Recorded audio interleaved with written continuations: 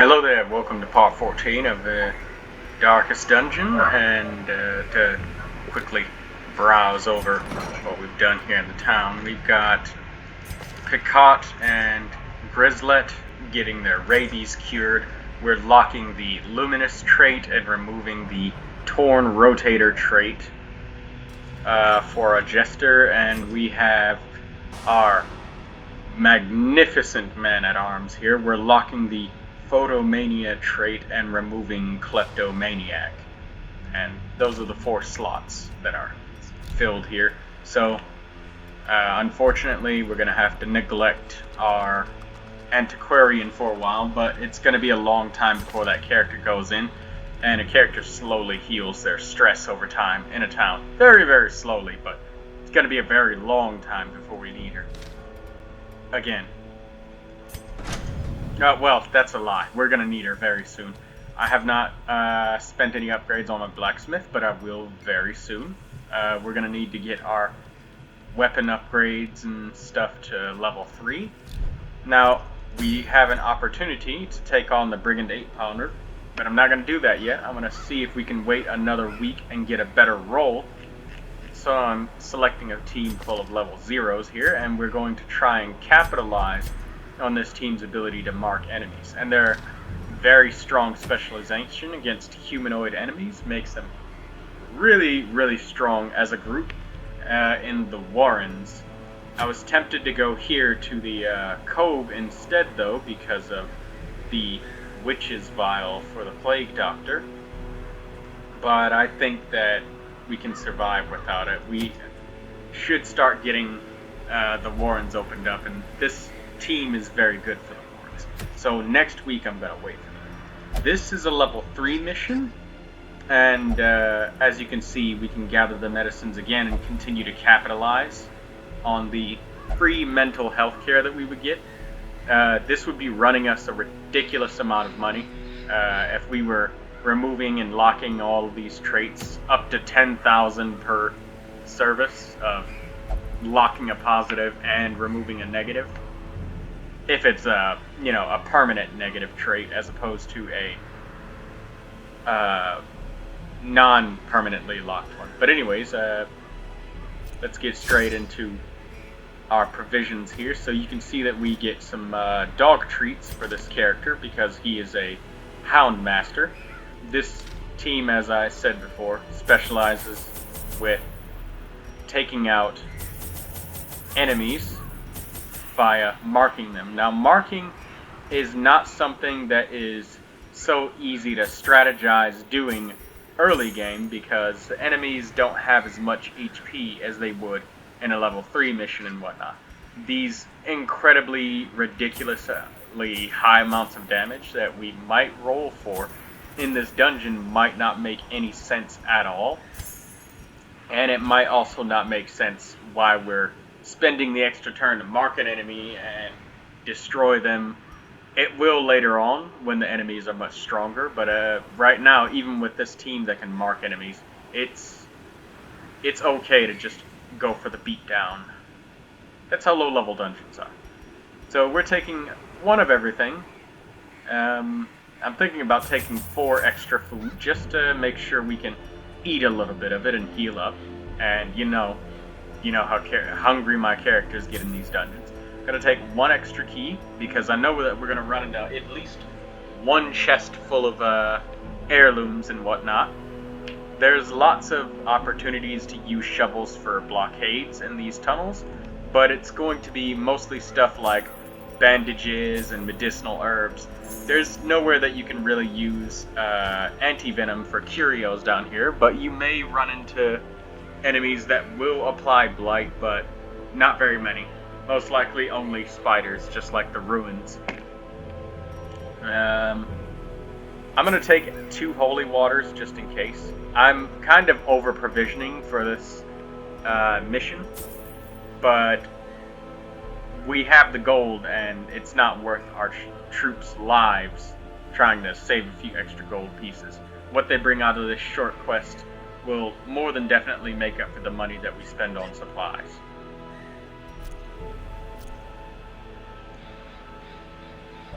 I'm tempted to take an extra shovel, just in case.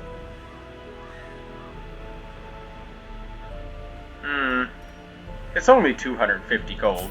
Why not? Really over-provisioned, but that's okay. We'll pay the price with gold and not with blood. That's why we use the antiquarian.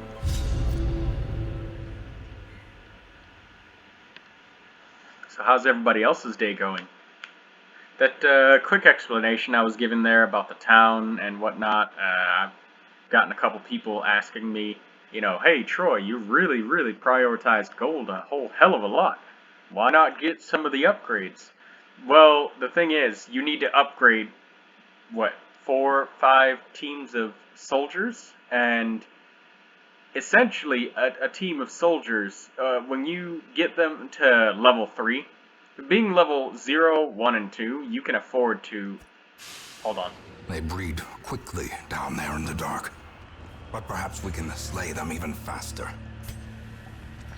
Oh yeah, definitely over-provisioned. This is only like, what, 1, 2, 3, 4, 5, 6 rooms? Oh well. I mean, that's okay.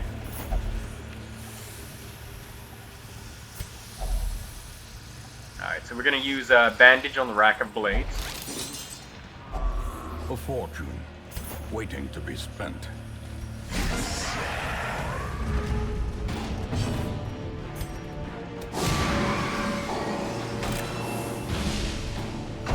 Now you can see that the...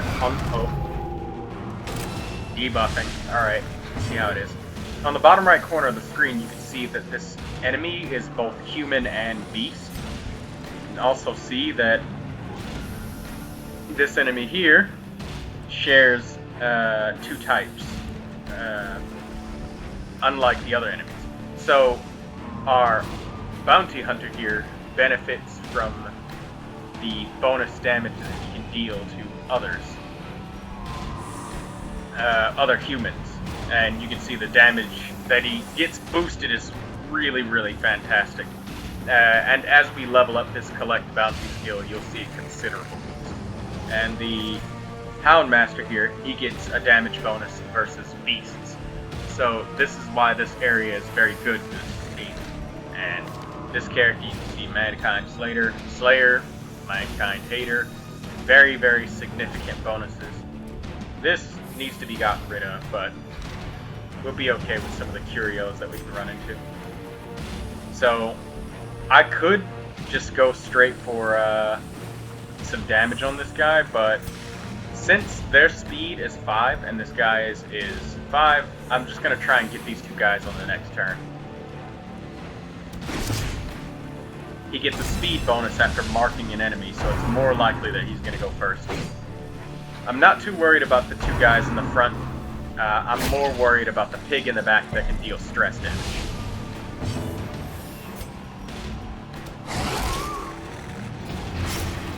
Now we have these dog treats, and excuse me, but sometimes I'm really bad about remembering.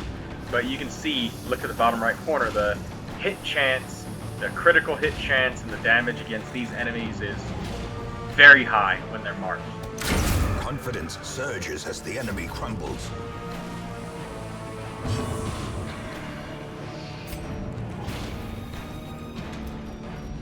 So we're gonna go for another attack.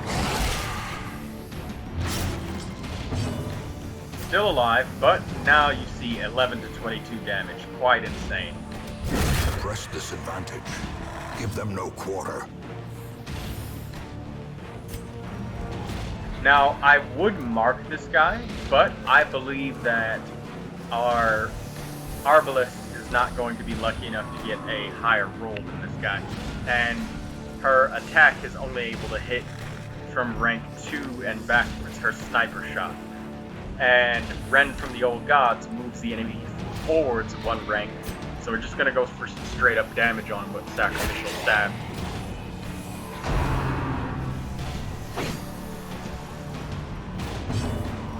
Now the Arbalest here does have a blind fire skill, and it says it hits a random target. You can see these corpses are highlighted. Corpses don't actually count. when it comes to using blind fire on an arbalist.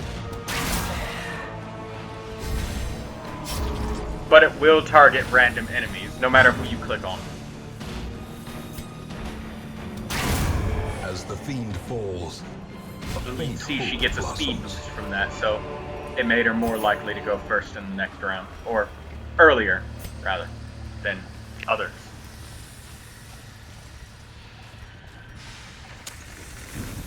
Keep our torch nice and high at maximum so we have the highest chance to get scouting. Alright, so we have 3 events, and 3 events going this way. So we know that there's going to be no hunger checks, actually. This is a knowledge curio. In the last video I went over some of the curios. You kind of have to just use your brain juices to figure out which ones are knowledge curios and which ones are not. Now, my bounty hunter has already taken some damage, so if he fails to disarm this trap, we can feed him. Alright. Successfully disarmed. Always good news. Maybe we might get a critical scout, and, nope. No crit scout. Alright, because these hallways are full of events, we can be certain that there is no hunger event. A hunger event, or a hunger check, where you have to feed your adventurers, can only happen on empty spaces. Be it an emptied space that you've already cleared by doing something like I just did, like interacting with a curio, or a handsome reward, some other reason that it's empty. Maybe an enemy performed. moved.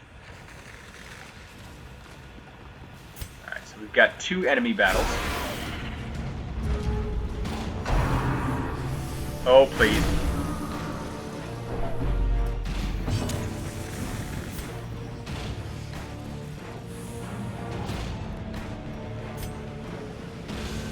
Alright, so instead of marking this character, I'm going to just bring her straight forward.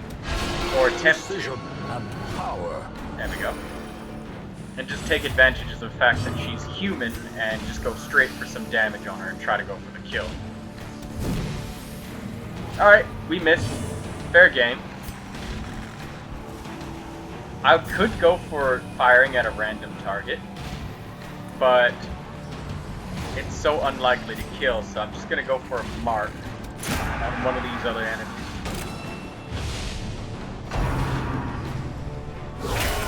Death waits. That hurts. And now we're going to be ticking for 1 damage for 5 rounds with Blight. Blight is so dangerous. Alright, so because I want to actually kill this enemy as soon as possible, I'm going to use a dog treat to boost his damage and accuracy, and attempt to go for max damage and a bleed.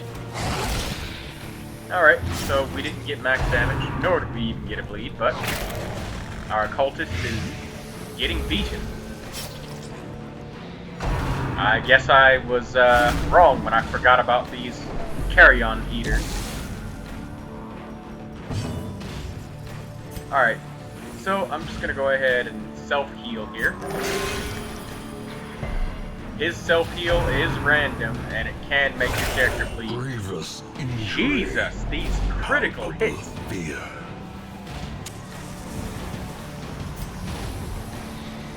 So we're gonna go for another attack. Perhaps we may get the kill. Decimated. Excellent.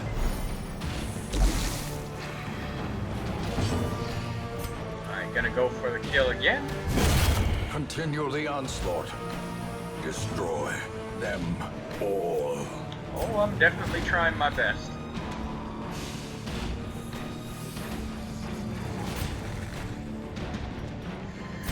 It's a tough choice.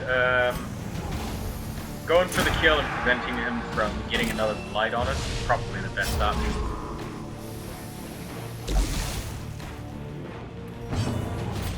So I'm gonna do this to clear the corpses.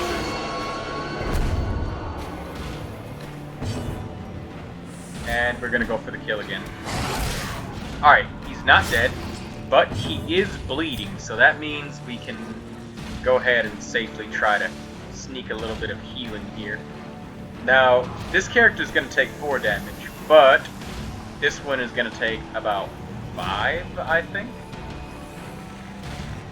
Who has the higher dodge stat?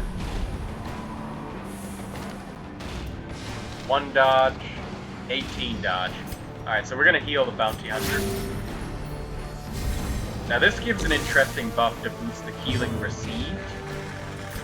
Because this enemy is going to die anyways, I'm just going to go for the kill and try to get some stress.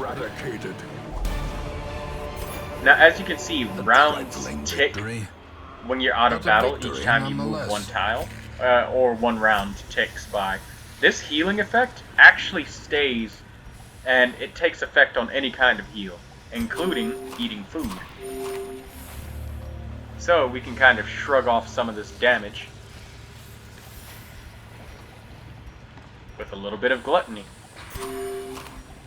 We're going to eat some food with this character here, because I can be sure that there are no hunger checks, and that you're guaranteed to not have a hunger check for the next hallway that you go through whenever you have one in one. So say for example, we get one right here on this square. We go in this room, the next hallway we go through, no hunger checks. So you can be very confident that we're not going to get hungry for the rest of this mission. Or not going to go hungry. Correction there. Right, so I do not like either of these enemies one bit, but the swine wretch can possibly give us diseases. So I'm gonna go for him first with the mark. And we're gonna take a big shot at this enemy. Weaken.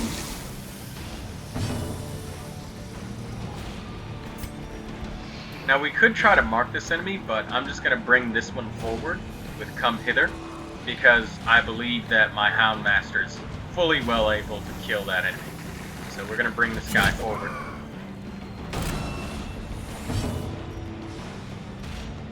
And we're going to use another Hound's Vigor.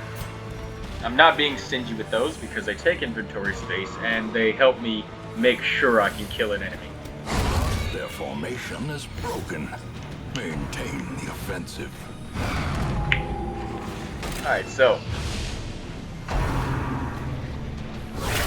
Oh, Jesus. That is why we heal the bounty hunter.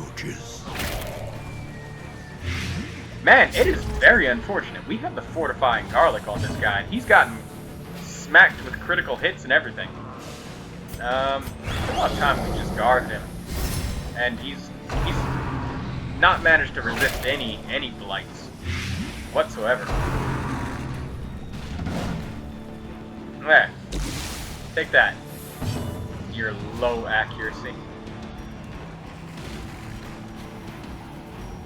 Alright, so we're just gonna cure this. We might as well. Strange that enemy got to go first, so unfortunately the rolls were very heavily out of our favor because the rest of the entire enemy group rolled to be faster than ours, and we missed a hit. Rough. Very glad we guarded our character.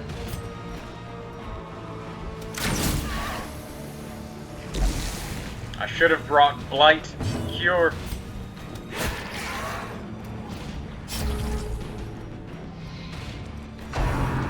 To be fair, I didn't think we were going to get hit this many times with criticals. It's quite insane, actually. And now, the true test. Hold fast, or expire. So we're going to go for this guy since he's still got a turn left.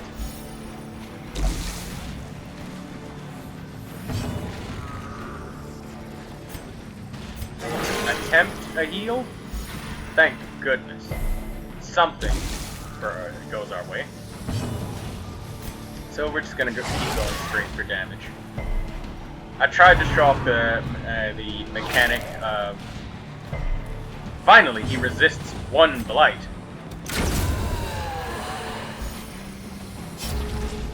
Alright, so I tried to use the mark mechanic a bit too much. And that's also very unfortunate that we just missed. Again.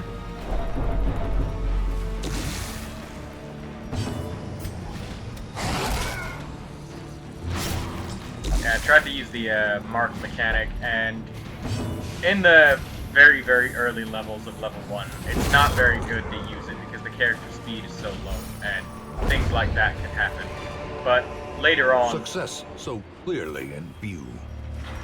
when the damage really starts to stack in this team's favor against the enemies, you'll start to see the effects. So we're going to touch the bone altar with this guy.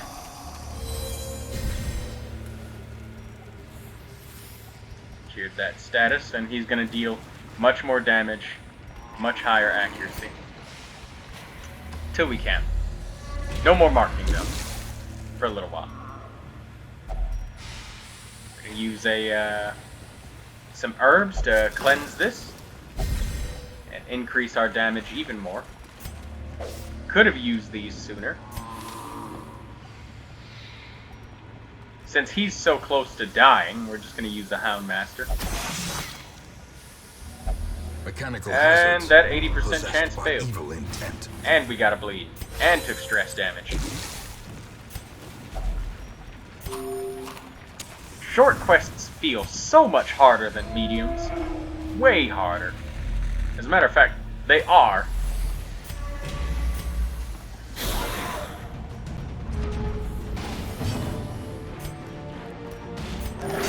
Alright, so we're just gonna have the team try to recover a little bit for this one. Obnoxious things.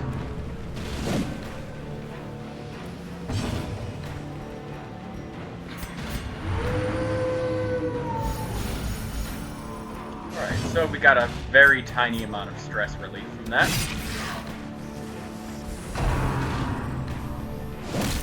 Hopefully this carry-on eater doesn't roll to go before our team can get a critical hit.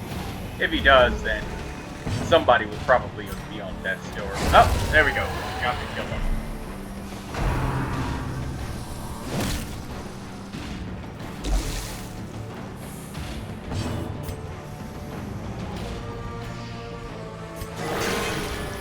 Alright, good. Second crit heal. Alright, I'm not going to be too worried about killing these enemies extremely quickly because our team is so beat up. A brilliant confluence of skill and purpose.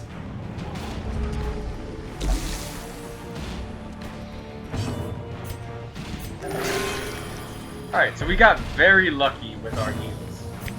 Very, very lucky.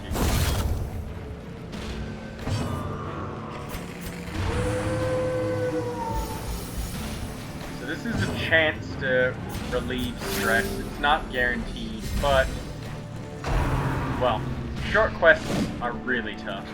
Very, very tough.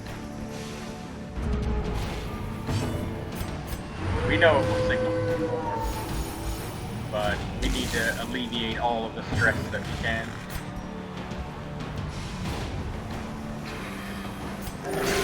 Compassion is a rarity in the fevered pitch of battle. Oh, god damn it. I think it might signal for more now. I got greedy, but...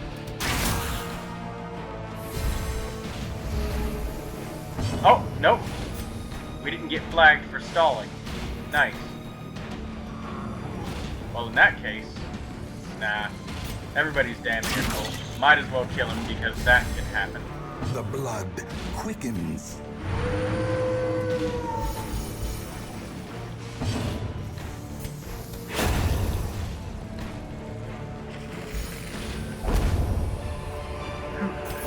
Journal Foolish page. horrors, brought low and driven into the mud.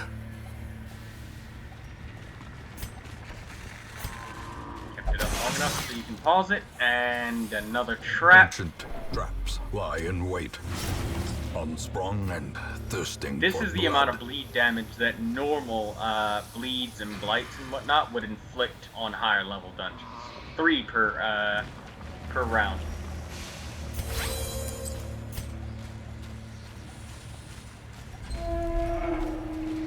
Not gonna touch those books. If you're new to Darkest Dungeon, go ahead. Touch books all the time. Absolutely great for your health. Nah, I'm kidding.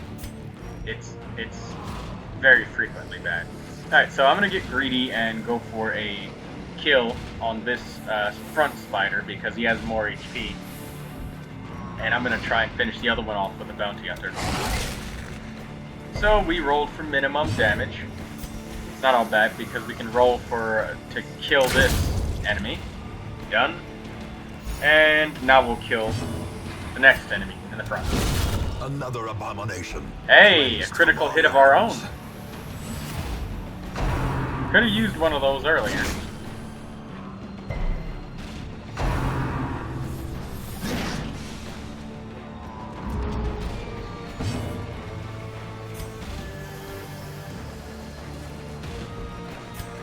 Hey, yeah, you see, if we doubled the damage, it really wouldn't matter whether you hit once or twice or blah blah blah. You just need to hit them. But in this case, I'm just gonna try and get fancy again. As you can see, his minimum, his max HP is the Houndmaster's minimum damage. Executed with impunity. And that's the type of damage they've inflicted. Marking this early is like crazy overkill. I wanted to show that off earlier, but we got our asses handed to us as a result of me fucking around a little bit too much. And that happening. Damn it! Level 0 characters suck. Another one falls. There we go. Arbalist's Greed. This expedition at least promises success. Medic's Greaves.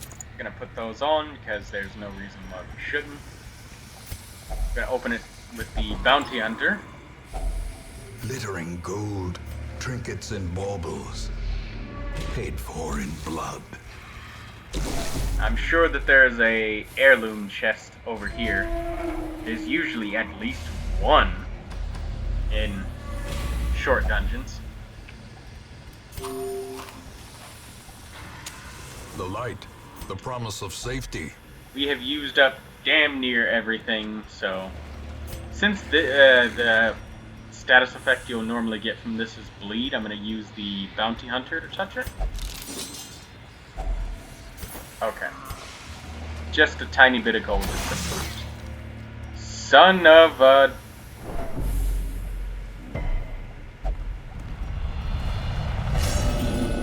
Da! There can be no hope in this hell. No hope at all.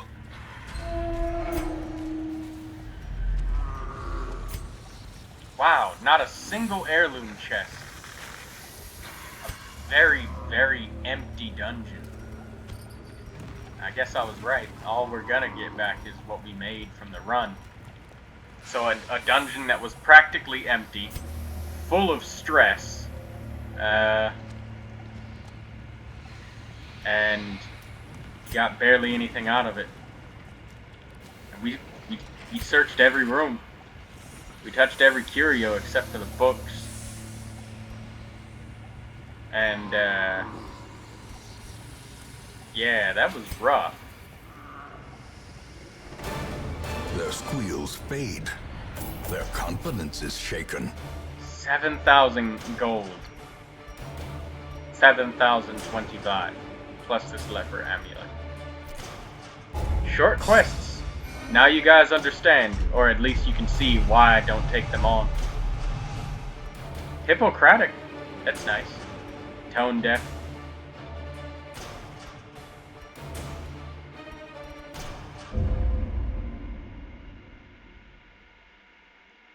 Man, oh man.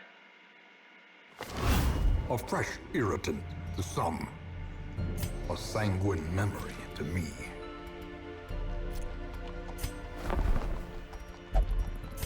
I remember one time I sent a bounty hunter to go drinking at the bar, and that son of a bitch, he stayed out for 12 weeks in counting. It just kept saying, he's really tying one at the bar and refuses to leave.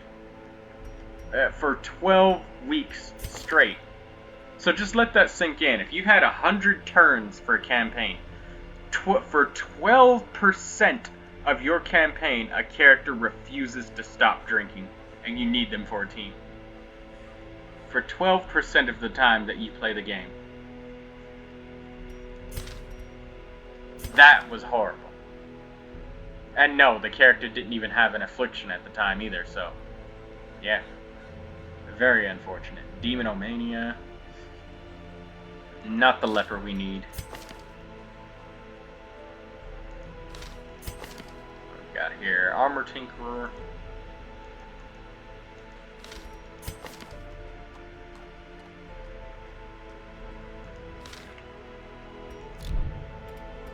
Alright, so,